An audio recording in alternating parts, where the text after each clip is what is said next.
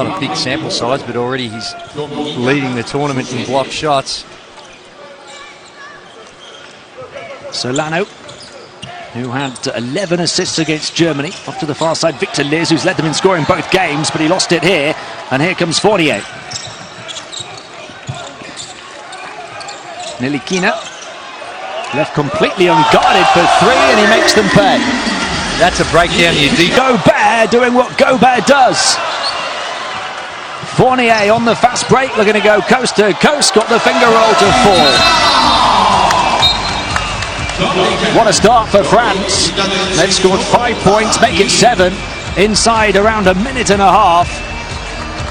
And that will force already. And energy, effort, and very early, only a minute and a half into the game, and he's given it to him with both barrels. I mean, you've got far more experience out there on an island exposing your team like that. See what type of impact it'll have. Here's Vargas, the big man looking to drive in, back out to Rojas. Vargas on the baseline.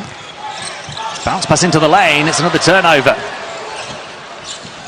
As good as they are, they're the number 18th ranked team in the world, so they're no scrubs, but given their huge win, but they look a little tight and nervous. Solano back to Vargas, the centre's going to shoot the three. Still no points on the board, big offensive rebound for Liz, but then he stepped on the sideline, on the baseline. He was looking for the foul, but I think he just lost his footing. Great effort. There he is getting after it. No. Hasn't missed too many open shots so far here in Shenzhen. Solano. Solano's going to take the three. Still no joy. And they're going to make him have to prove himself from the perimeter. They went under. And Fournier slicing all the way through in transition. And 9-0.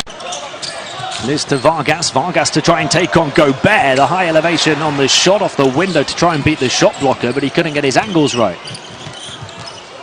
Nilikina to Fournier. Fired in towards Gobert to try and show him how it's done, and he'll go to the line for two. Well, wholesale changes coming. So a 10-0 start for France, who started 14-0 against Germany. Rojas to Baez. The veteran hands it off to Mendoza. It is really a team of veterans. Here's Ronald Ramon off the bench as well. Looking for Rojas. Instead it goes to Ronald Roberts. And they have to heave it up. And can't even hit the backboard at the end of the shot clock. We know the rebound. Ramon back to Roberts. Hands it off to Mendoza, looking to drive against Fournier. Across to the far side to Ayulis Baez. Back out, almost picked off by Batum, but an open look for Rojas on the mid-range jumper after Batum missed the interception. For them at the 2014 and 2010 World Cups, he only had 2 points on game day 1, then didn't play on game day 2. Has been carrying that slight injury. Mendoza with the long 2 will go to the line. These substitutions have come in and steadied the ship. Couple of... They got to find a way to obviously get their scoring going, but it's down the other end of the floor that they need to put the clamps on, and they're on par for an 80-point game so far. That is for France.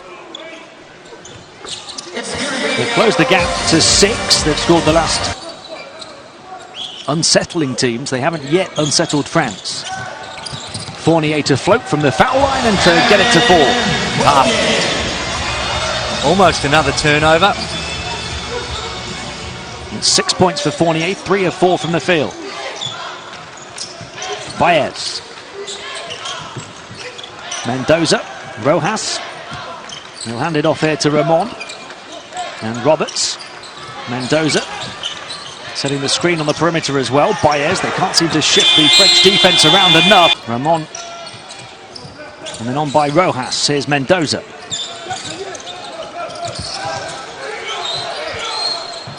Again, right at the end of the shot clock from near centre court. Offensive rebound for Roberts. And a fresh 14 to work with.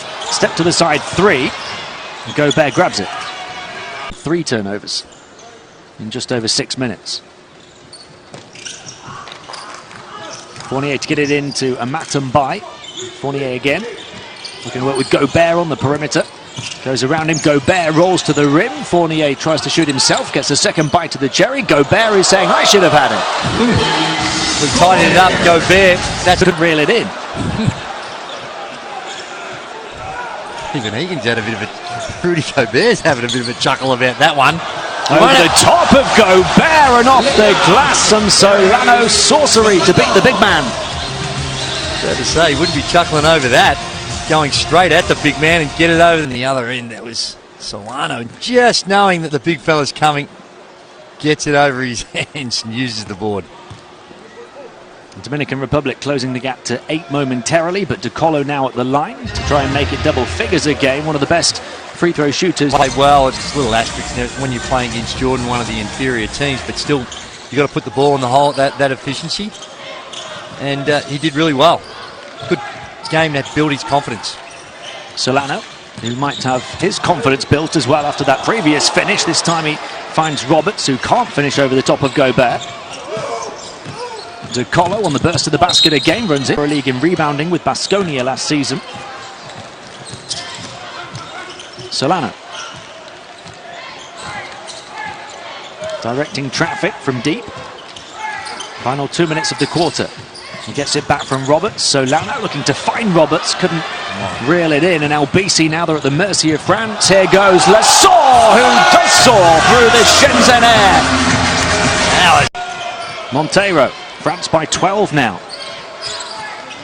Solano. Away from Albisi. Baez. Threatens the three. Drives against Lesor. Left-hand layup. Doing well to hold off the challenge. It's almost like a one-man dunk contest at the moment, although Lesor's not converting. It was 1 of 3. That one was the toughest of the lot of them.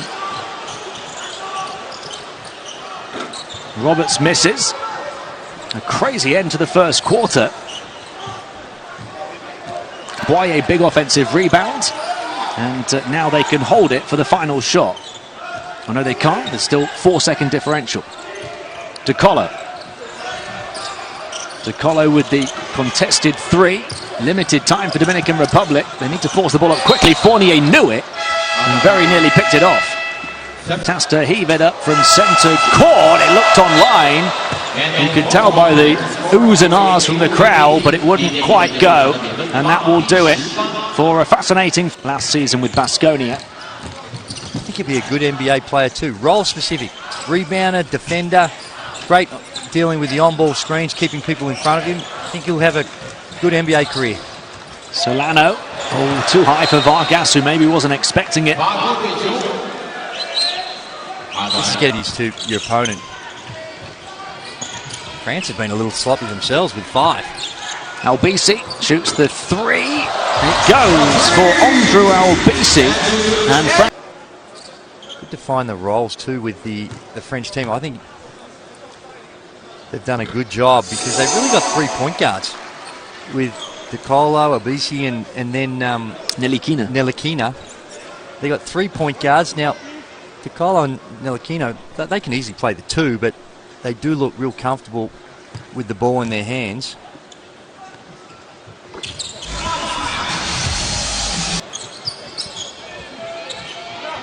He's playing longer minutes in this one, Lesor, and making the most of them.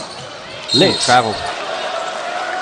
Turnover number 10. Liz not happy, but there's a little shuffling of the feet. Just so smooth. He's been a superstar throughout Europe for many, many years. A big move in Europe this summer after winning the EuroLeague with CSKA. He'll play in Fenerbahce next season. What's going on in CSKA? They've won it, and there's been a few players. There's been so much movement around the EuroLeague and the NBA this summer. Vargas against Poirier. Liz taking on Tupan, who's a very good defender, and he dances his way. Victor Liz through the paint to score past Poirier. Yeah, very nice. Finds a way and runs into the wall, but defense here. They are up and in. They're taking nothing for granted. They held Germany to 4 points in the first quarter and 20 points in a half, and they're on track to repeat here against a Dominican Republic team that's been pretty efficient in their first 2 games. 2 for 2 from the line for Eloy Vargas.